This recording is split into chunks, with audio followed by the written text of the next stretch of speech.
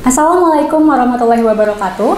Selamat datang di Laboratorium Anatomi Fakultas Kedokteran Universitas Jenderal Sudirman. Perkenalkan, saya Haifa Natafia dari Asisten Anatomi 2021.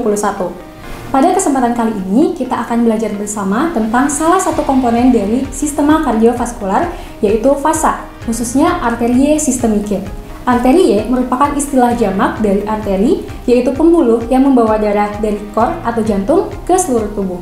Dan systemicae atau sistemik merujuk pada arteri selain dari arterie pulmonales et arterie cordis. Nah, sekarang kita akan membahas mengenai aorta.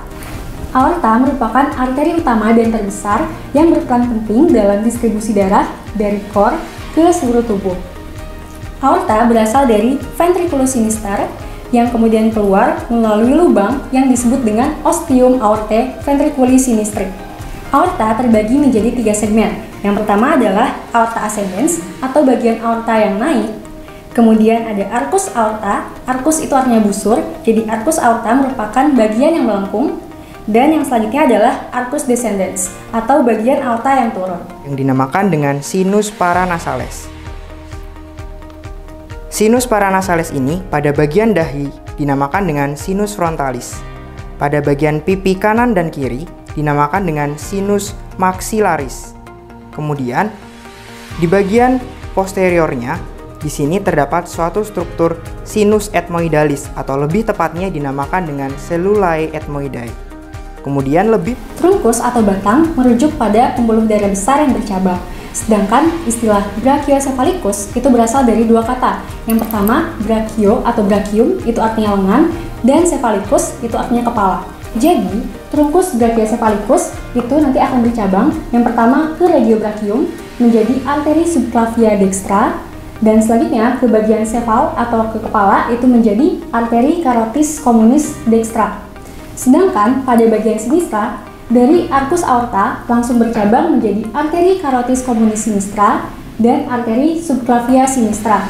Nah, jadi trunkus brachiocephalicus itu hanya ada pada percabangan bagian dextra.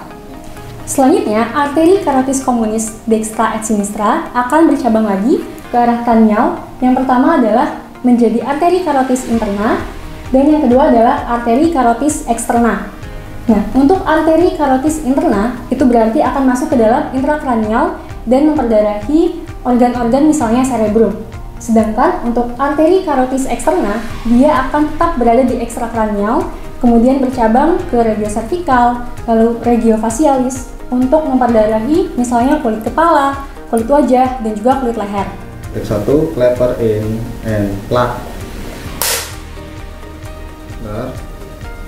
Action. Baik, selanjutnya adalah trakea yang merupakan bagian traktus respiratorius inferior yang merupakan kelanjutan dari laring. Nah, ini adalah trakea tampakan anterior. Trakea ini merupakan cincin kartilago yang selanjutnya pada aorta abdominalis terdapat banyak cabang yang menyuplai darah ke berbagai organ vital. Nah, pada pembahasan kali ini kita akan membahas beberapa cabang utamanya. Yang pertama adalah trunkus celiacus. Celiacus itu artinya rongga perut. Jadi ini adalah batang utama yang akan bercabang dan memperdarahi organ visceral di abdomen seperti foregut, misalnya gaster dan juga hepar. Selanjutnya adalah arteri mesenterica superior.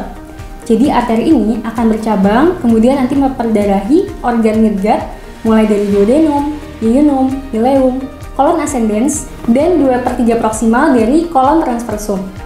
Berikutnya, kita lihat lagi ke bagian kaudal. Di sini ada arteri mesenterica inferior. Arteri ini nanti akan bercabang-cabang, kemudian memperdarahi organ hindgut, mulai dari 1/3 distal kolon transversum, kolon sigmoid, sampai dengan rektum. Kemudian selanjutnya kita lihat ke bagian lateral. Di sini sudah terdapat arteri renalis. Arteri renalis ini akan memperdarahi renal atau ginjal. Kemudian di sini juga terdapat arteri ovarica apabila pada feminina atau arteri testicularis pada maskulina. Untuk arteri ovarica nanti akan turun dan memperdarahi bagian ovarium dan sekitarnya. Sedangkan untuk arteri testicularis dia akan masuk ke kanalis inguinalis dan berjalan ke skrotum untuk memperdarahi testis dan juga epididymis. Selanjutnya, pada aorta abdominalis, kita bisa lihat ada titik percabangan yang disebut dengan bifurcatio aortae. Nah, dari bifurcatio aortae ini, aorta abdominalis akan bercabang menjadi dua arteri besar. Yang pertama adalah arteri iliaca communis dextra dan arteri iliaca communis sinistra. Nah, pada arteri iliaca communis dextra et sinistra, masing-masing akan bercabang lagi menjadi dua. Yang pertama adalah arteri iliaca interna yang nanti akan turun ke bagian pelvis untuk memperdarahi organ-organ di regio tersebut, seperti organ non-genitalia dan juga vesika urinaria. Dan selanjutnya adalah arteri iliaca externa, nanti dia akan keluar dari pelvis dan berlanjut ke member inferior untuk memperdarahi jaringan di regio tersebut. Demikian penjelasan mengenai arteriae systemicae. Semoga bermanfaat dan semangat belajar. Wassalamualaikum warahmatullahi wabarakatuh.